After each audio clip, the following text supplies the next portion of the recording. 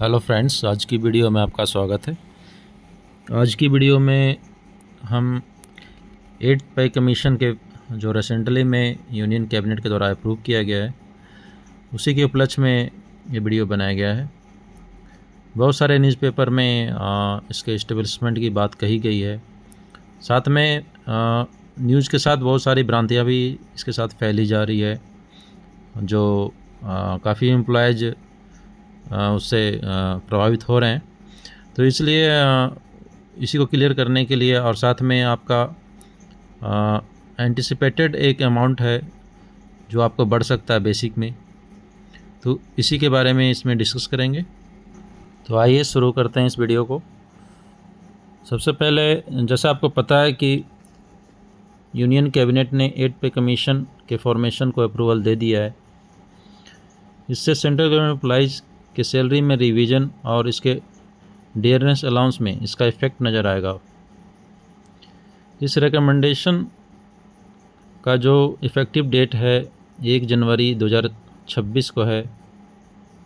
इसका जो इस्टेब्लिशमेंट होगा कमीशन का वो जल्दी हो जाएगा, मिड 2025 में ये हो जाएगा। अब इसमें देखते हैं कि क्या क्या पॉइंट है नोट डाउन करने के लिए, जिसकी जानकारी कर्मचारियों को होनी चाहिए। सबसे पहले तो जो भी न्यूज़ में बहुत सारे भ्रांतियाँ फैलाई जा रही हैं कि आपकी सैलरी दुगनी बढ़ जाएगी या 1.5 गुनी बढ़ जाएगी, तो ऐसा अभी कुछ कोई निश्चित नहीं है, क्योंकि अभी 8 पे कमीशन जब आयोग बैठेगा तो उसमें बहुत सारे फैक्टर्स को ध्यान रख के इसको बढ़ाया जाएगा। तो सबसे पहले जो पे कमीशन का जो सैलरी बढ़ाने का जो तरीका अभी तक अपनाया गया है, उसमें एक लास्ट पे कमीशन देखें तो उसमें फिटमेंट फैक्टर की बात की गई थी। तो लास्ट 7th पे कमीशन में 2.57 रखा गया था, उसी के हिसाब से सैलरी बढ़ाई गई थी। तो इसके कुछ पॉइंट्स को हम डिस्कस करेंगे आज। पहला तो है पे कमीशन के बाद ही एग्जैक्ट सैलरी डिस्क्लोज़ की जाएगी। उससे आप उस फैक्टर से जो भी पे मैट्रिक्स रिलीज़ करेगी कमीशन, उसके हिसाब से आप अपनी सैलरी देख सकते हैं। दूसरा पॉइंट है, पिछले जितने भी पे कमीशन हैं उनके हिसाब से हम एक ब्रॉड आइडिया लगा सकते हैं। जैसा कि एक पे कमीशन का एक इम्पोर्टेंट एस्पेक्ट होता है फिटमेंट फैक्टर। ये फिटमेंट फैक्टर क्या होता है? फिटमेंट फैक्टर एक मल्टीप्लायर होता है के रूप में आपका काम करता है, जो आपके सैलरी को रिवाइज करता है। जैसा हम यहाँ पे देख सकते हैं, ये रिवाइज्ड जो भी आपका बेसिक पे होगा वो डिटरमाइन होगा जो भी आपका फिटमेंट फैक्टर होगा। यदि मान लीजिए 7th पे कमीशन के हिसाब से जो फिटमेंट फैक्टर था 2.57, तो उसके हिसाब से जो मिनिमम बेसिक पे उसमें निश्चित की गई थी 18,000। उस समय जो मिनिमम बेसिक पे निश्चित की गई थी वो थी 18,000।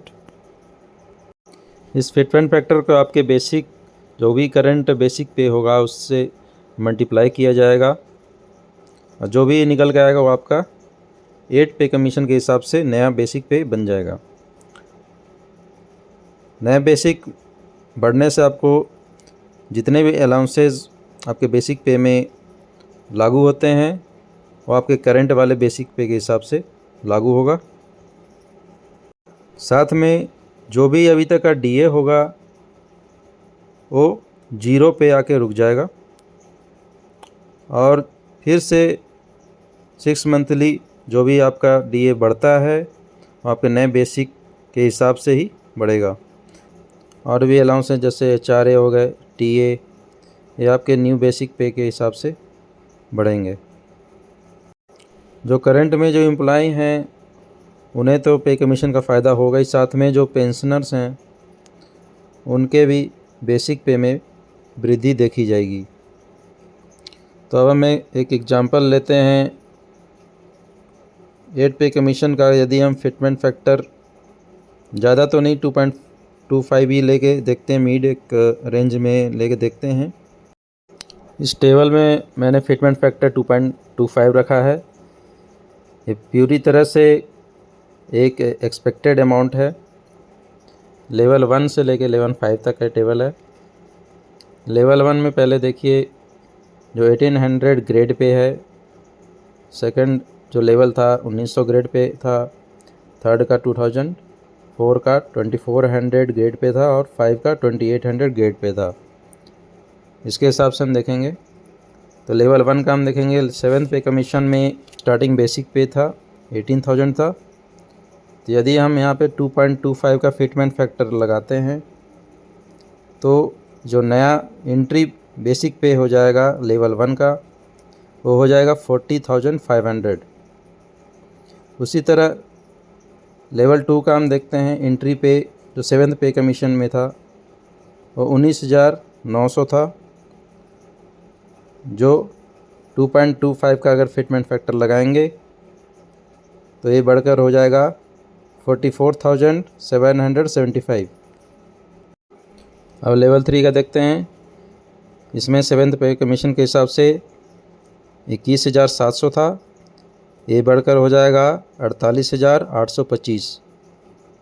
लेवल 4 में ये बेसिक पे जो 25,500 था वो बढ़कर हो जाएगा 57,375। नेक्स्ट है लेवल 5। इसमें जो एंट्री पे था 29,200 था, ये बढ़कर हो जाएगा 65,700।